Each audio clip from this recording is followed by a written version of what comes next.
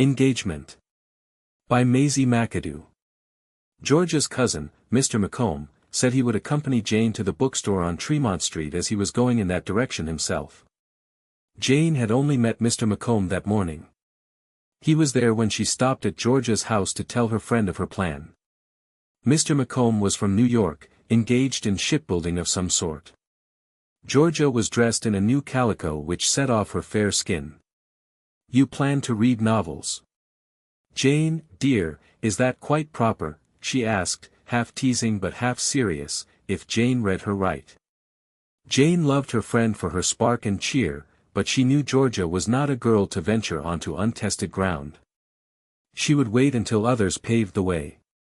"Will your intended not frown on such a choice?" Georgia pressed her, being a man of such upright reputation. Her friend paused with a hand on Jane's arm. "Aren't you taking a risk, Jane?" Again, Jane heard the divided sentiments, interest and fear, in the question. Georgia was looking out for her. Mr. Macomb was pulling on his gloves.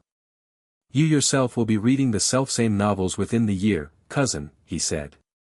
"It has become the fashion in New York for young ladies to read and discuss the latest English authors."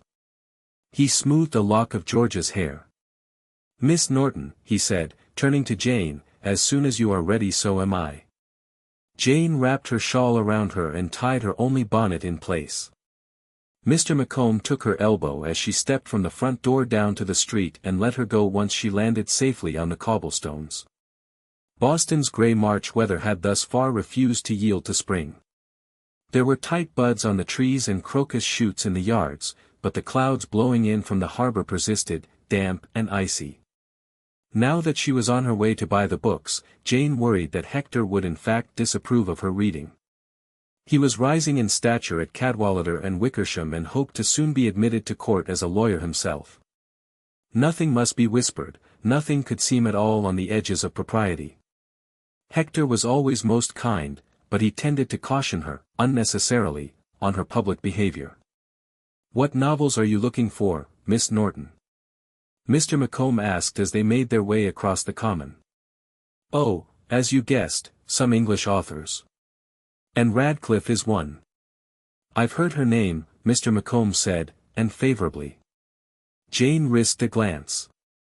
Polished leather boots, pale nankeen pants encasing the thighs of a frequent rider, a soft jacket of some deep color, a wide mouth, dark hair.